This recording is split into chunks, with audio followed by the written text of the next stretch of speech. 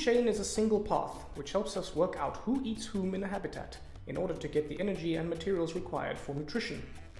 Ultimately, the sun is the initial source of energy for nearly all living things. The food chain begins with an organism that can utilize this energy directly to make its own food. The arrows in the food chain follow the flow of energy, so they always go from the food and point to the feeder.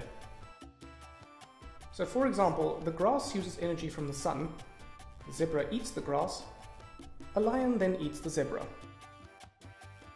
Think of it as the food's journey into the mouth of the next organism. The chain always ends with the top predator, which is not preyed upon by other organisms, but will be consumed by decomposers after death. Typically, food chains involve around 4 steps.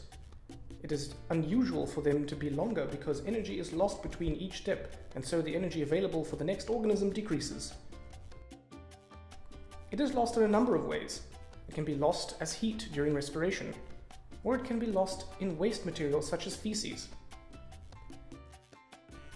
When you consider all the food chains in the habitat and join them all together to get a food web, a diagram of the interconnections between lots of organisms, populations are interdependent on each other, and you will notice that some organisms have more than one predator, whilst others don't. This means that when a food web is altered, it has different effects on different populations. If one species goes extinct, it can affect the entire system with unpredictable results.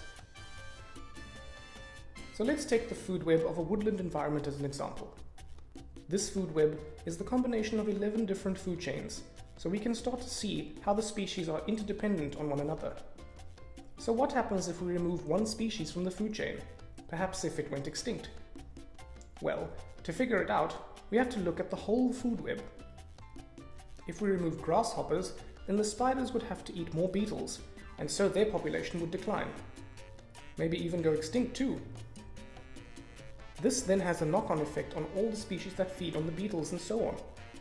However, some population sizes will increase.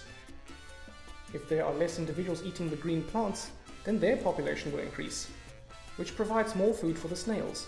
So altering one link in the food web has big consequences for the whole system.